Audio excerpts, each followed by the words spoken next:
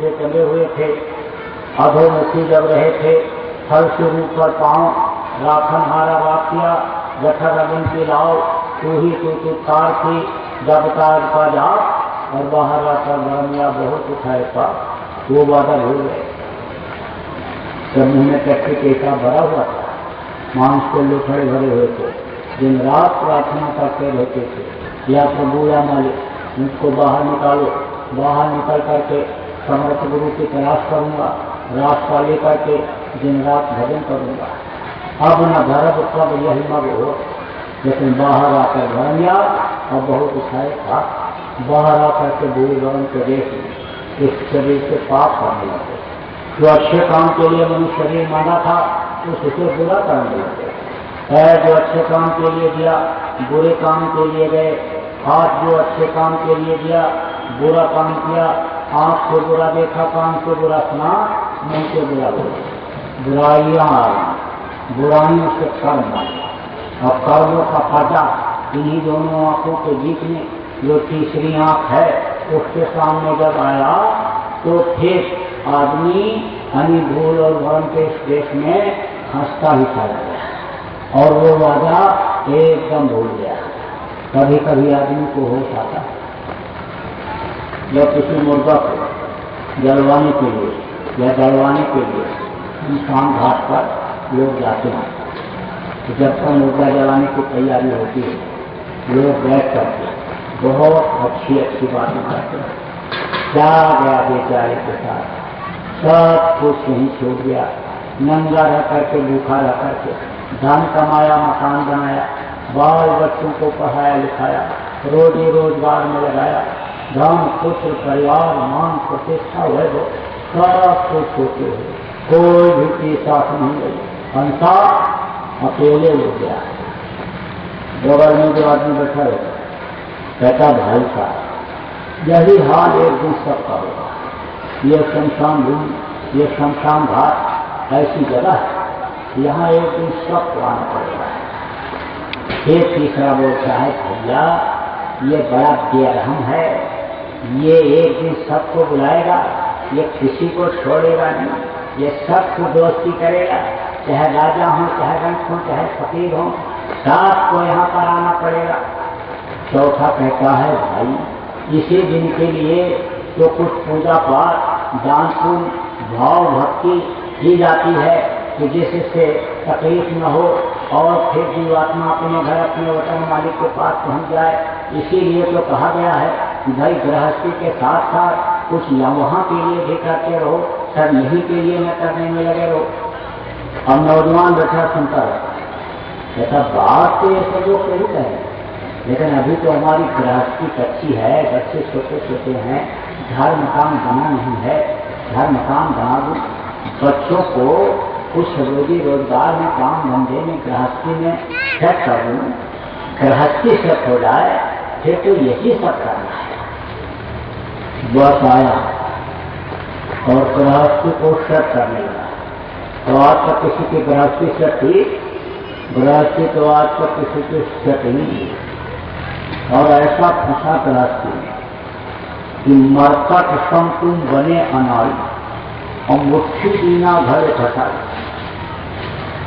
बंदर को जानते हो कैसे पकड़ते हैं, पतले मुंह का घड़ा बनाते हैं और उसमें चना डाल देते और उसके बाद जहाँ बंदर रहता है वहाँ ले जाकर के घड़ा रखते हैं, थोड़ा सा चना बाहर दिखे देते। अब बंदर जब आता है देखता है चना पड़ा हुआ तो उठा उठा कर कैसे खाता है। खाने के बाद फिर घरे में देखता अंदर चना पड़ा हुआ तो हाथ डाल देता है, हम मुट्ठी में पकड़ लेता है और फिर निकालने की करता है कोशिश। तो जब हाथ डाला था तब तो पतला था और जब मुट्ठी में चना आ गया तो अब मुट्ठी मोटी हो गई तो निकालता नहीं, निकालने की कोशिश करता है तो जाते होता है, फिर नीचे ले जाता है, फिर ऊपर खींचता है, ऊपर नीचे करता है, जितना ऊपर खींचता है उतना जाते होता है। तो जब दर्द होता है तो छू बोलता है, शिकारी समझ जाता है अब चना नहीं छोड़ेगा, इसलिए चलो सब चाल डाल दिया जाल और पकड़ करके ले जाता है, गांव गांव में जाता है, गांव गांव में तमाशा दिखाता है।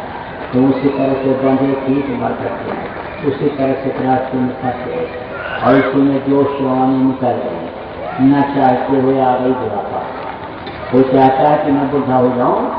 कोई नहीं चाहता, लेकिन जब बुढ़ापा आती है तो हाथ पैर आँख कान सब ढीले पड़ जाते हैं। बुढ़ापे में केवल मन जवान होता है, अच्छा खाना, अच्छा कपड़ा, अच्छा मकान, अच्छी गाड़ी घोड़ा, मान सम्मान, इज्जत वाली कुर्सी, पूरे अमीर बिरादरी का मुखिया मैं ही बन जाऊँ। जिसके 5 लाख है कहता करोड़ हो जाए, करोड़ है कहता अरब खरब हो जाए, अरब खरब जिसके पास है कहता कुबेर भगवान का खजाना हम ही को मिल जाए। बस इसी उधेड़ बनी ये जिंदगी ऐसे खत्म होगी। पानी तेरा बुझेगा, आसमान की घाट और देखत ही छिप जाएंगे जो तारे पड़ेगा। रात को देखो तो आसमान में तारे दिखाई पड़ते हैं, लेकिन सुबह उठते ही वे छिप जाती है। पानी बरसता है, पानी में बूंदें गिरती हैं, बुलबुले निकलते हैं, देखते देखते बुलबुले खत्म हो जाते हैं। इसी तरह से मानव इंसान की जिंदगी खत्म। सारा अंग्रेजी, सारा हिंदी, सारा उर्दू, सारा फारसी का ज्ञान सब खत्म। आखिरी वक्त पर कोई भी विज्ञान, कोई भी बुद्धि, कोई भी बल काम नहीं आता। आप इस बात को सुनिए कि आखिरी वक्त पर जवान लड़का खड़ा रहता, रिश्तेदार खड़े रहते, पड़ोस के लोग खड़े रहते, मदद नहीं करता। चाहे दोस्ती बिरादरी के मुखिया से हो, चाहे यूनियन के अध्यक्ष से हो, चाहे यानी पीएम सीएम डीएम से हो, चाहे आपकी दोस्ती सुप्रीम कोर्ट हाई कोर्ट के जज या वकील से हो, लेकिन जमानत लेने वाला उस वक्त पर कोई नहीं लेता। जब यमराज के दूत इसको खाली कराने के लिए आते हैं तो ये जो खून है पानी हो जाता है। आप देखो खून की कमी जब आदमी को हो जाती है, मरीज को एक काम करके ले जाते हैं अस्पताल में, डॉक्टर बोलता है कि पहले खून चढ़ाना पड़ेगा फिर इलाज शुरू करूंगा, क्योंकि खून की भारी कमी होगी। अब जब खून पानी हो जाएगा तो ताकत कहाँ से होगी? कोई ताकत, हाथ पैर कान सब एकदम से काम करना बंद कर देते हैं। और जब भयंकर यमराज के दूतों को ये जीवात्मा देखती है, लंबी टेढ़ी सी नाक, बड़ा सत्य, बड़े बड़े हाथ, शरीर से इतनी बदबू कि दुनिया में उतनी बदबू की कोई चीज ही नहीं है। जब कोई यमराज के दूतों को ये जीवात्मा देखती है तो इतना डर जाती है कि जैसे डर करके भेड़िया के पीछे बकरा चल देता है। भेड़िया जानते हो, इतना बड़ा जानवर होता है, मांसाहारी होता है, छोटे छोटे बच्चों को, किसी का भी बच्चा हो जानवर काट देता है। आदमी के अन्य आदमी के बच्चे को लेकर के ऐसे पकड़ के पीठ में लाद के ले जाता है। वहाँ मौके पर वो नहीं काटता, उसकी एक खासियत उठाएगा फौरन पीठ पर रखेगा और फिर पकड़ करके ऐसे तो भर करके जाता है, दूध काटता है। शेर तो मौके पर शिकार करता है, लेकिन भेड़िया खींच के ले जाता है, बाहर सब वो वहाँ शिकार करता है। तो भेड़िया रात के समय आता है गाँव में, तो जहाँ पर बकरा रहेगा बस उसके कान में ऐसे धीरे से मार देता है। बस बकरा इतना डर जाता है कि मारने के बाद भेड़िया कुछ नहीं बोलता है और ऐसे चल देता है गांव के बाहर की तरफ, और बकरा डर के मारे उसके पीछे पीछे चल देता है। जब गांव के बाहर निकल जाता है तब बकरा घूम करके, भेड़िया घूम करके और बकरे के पीठ पर चढ़ करके और गर्दन की नस लगाता है। जब जैसे गर्दन की एक नस लगाएगा हाथ से गिर जाएगा, बकरा बेहोश हो जाएगा, बस उसका गला काट देगा, गला काट देगा और फिर खून पिएगा। तो उसी तरह से जैसे बकरा भेड़िया के पीछे चल देता, ऐसे ही जीवात्मा डर करके अन्य उसके बस में हो जाती है। वैसे तो पहले बहुत रोटी चिल्लाती प्रार्थना करती है, लेकिन वो समय नहीं देती बिल्कुल, और कहते जल्दी करो, नहीं तो हाथ में हथौड़ी और मुद्दा लिए रहते हैं, वो मसाल ऐसे दिखाने लगते हैं, बड़ा से जीवात्मा शरीर, ये शरीर छूट जाता है। ऊपर में पिशाच का शरीर होता है, वो पिशाच का शरीर मनुष्य जैसा ही शरीर होता है, कम जनित शरीर होता है, उसमें प्रवेश करके और फिर सजा ले जाते हैं, वहाँ बुलाते हैं, यमराज के सामने पेश होना पड़ता है। और यमराज से पूछता तुमने ऐसा ऐसा पाप क्यों किया? तो जीव तो उसमें भूला हुआ रहता, परसों किया कल भूल गए, कल की आज भूल गए, आज कर रहे कल भूल जाओ। भूलने की आदत बन जाती है। भूलने की एक प्रवृत्ति मनुष्य के साथ ही जुड़ी रहती है। वो कहता हमने तो कभी कुछ किया नहीं, लेकिन कहा गया साजन से चोरी नहीं चाहिए। जब पैदा हुए दोनों कंधों पर दो दूत उस मालिक ने बैठा दिया, एक अच्छा लिखा और एक बुरा। जब समय पूरा हो जाता है तो ये अपना कागज फाइल ले जाकर के यमराज के सामने पेश कर देते हैं और वो उसी आधार पर सजा दे देता है। उसके पास प्रमाण रहता है। अब आप अपने आदमी यहाँ बैठे और आपको समझाया जा रहा कि भाई बुराई छोड़ दो, अच्छाई को ग्रहण कर लो, मांस मत खाओ, मछली मत खाओ, अंडा मत खाओ, शराब मत पियो, काली अफीम का सेवन मत करो, बुरा कर्म मत करो, ये आपको समझाया जा रहा है। अब आप अगर मान लो तो ठीक, और अगर नहीं माने, आप गलती बराबर करते रहे तो आपको उसकी सजा मिलेगी। और जब पेश किए जाओगे वहाँ पर और वो कहेगा कि तुम समझाने का भी नहीं माने तो आपको भूले हुए रहोगे, कहोगे हमको किसी ने समझाया नहीं। तो जब ये कहोगे समझाया नहीं तो यही दृश्य, यही सीनरी आपको वहाँ दिखाई पड़ जाएगी, यही नज़ारा आपको दिखाई पड़ जाएगा। ऐसे गुरु महाराज का फोटो लगा हुआ, मंच बना हुआ, पंडाल लगा हुआ, ऐसे लोग बैठे हुए रहेंगे और आपको बतलाते हुए ऐसे दिखाई पड़ जाएगा। साधु कहेगा देखो वो समझा रहे थे और तुमने उनकी बात नहीं माना। तो प्रत्यक्षण क्यों प्रमाण? जब कोई चीज सामने आ जाती है तो प्रमाण की जरूरत नहीं पड़ती। जैसे कोई अपराध करता है, खून कतल बुराई करता है और उसका फोटो खींच लिया जाता है, कैमरे में आ जाता है, उसकी आवाज टेप हो जाती है, तब उस वक्त पर प्रमाण की जरूरत नहीं होती। वही प्रमाण हो जाता है, वही गवाही हो जाती है। बस वो कहेगा ले जाओ इनको, नरकों में डालो, इनको सजा भुगताओ। आप उस बात को सुनो। आज तो लोग कहते हैं मार दो, काट दो, लूट लो, कोई बात नहीं है, देख लेंगे, हाईकोर्ट से सुप्रीम कोर्ट से जीत करके चले आएंगे। तो आपको आप हाईकोर्ट सुप्रीम कोर्ट से पैसे के बल पर बढ़िया वकील रख करके कुछ खर्च बच करके जीत करके तो चले आओगे। लेकिन एक समय ऐसा आता कि जब हाई कोर्ट और सुप्रीम कोर्ट के जज और वकीलों को भी वहाँ खड़ा होना पड़ता है इंसाफ के तख्त के सामने। जो उस वक्त पर कुर्सी पर बैठ करके न्याय करते हैं उनको भी न्याय लेने के लिए वहाँ खड़ा होना पड़ता है।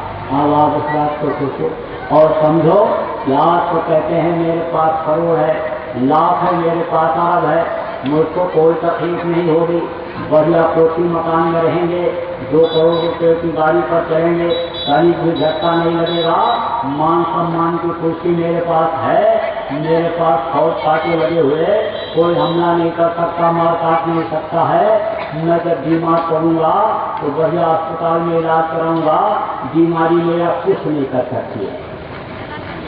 तो पैसा तो है और पैसे के भर का कौन का नेता हेलीकॉप्टर दरवाजे पर खड़ा हो जाता है और हेलीकॉप्टर पर बैठ करके पहुंच जाते हैं बड़े बड़े अस्पताल। दिल्ली आज बड़े शहरों में ऐसे अस्पताल हैं कि जहां छत के ऊपर हवाई अड्डा बना हुआ और हेलीकॉप्टर वहां गया और छत के ऊपर उतर गया।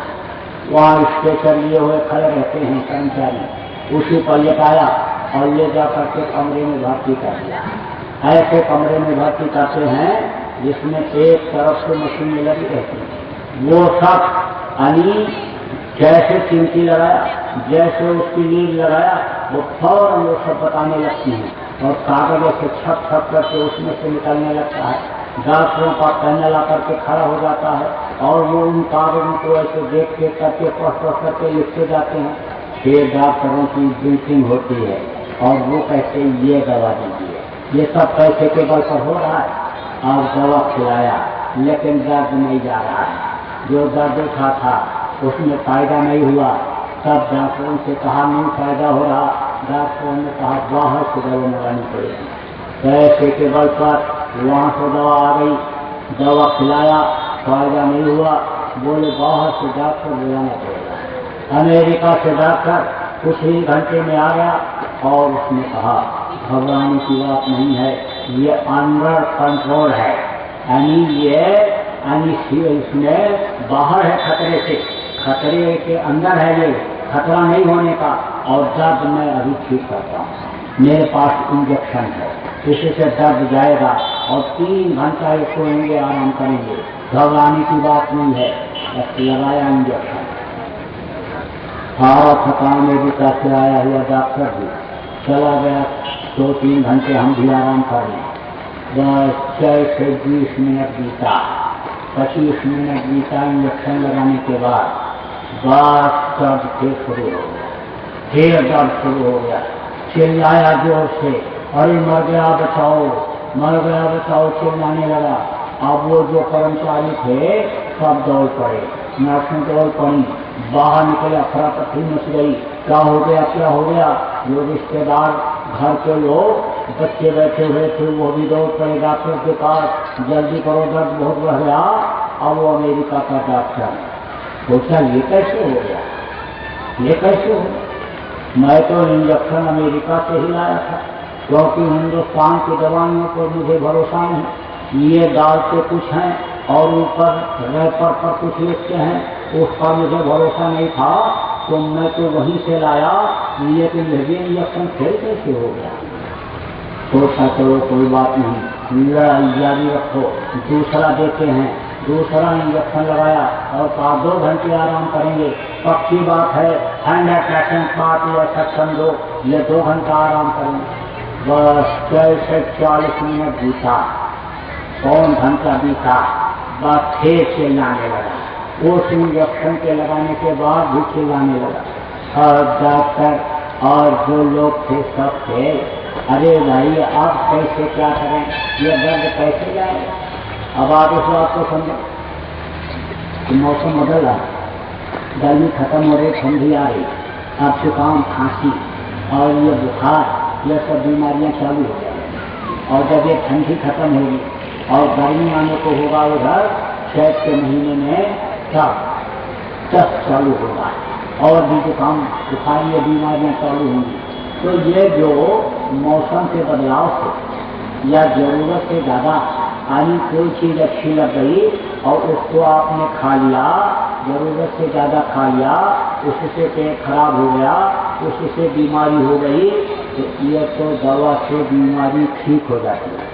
लेकिन जो कर्म रोग होते हैं, जान में अनजान में बुरा किया, मारा काटा सताया, दिल दिखाया, लूटपाट किया, अनैतिक काम किया, दूसरे चीज को बर्बाद किया, तो ये सब कर्म इकट्ठा होते हैं और इसकी सजा मिलती है।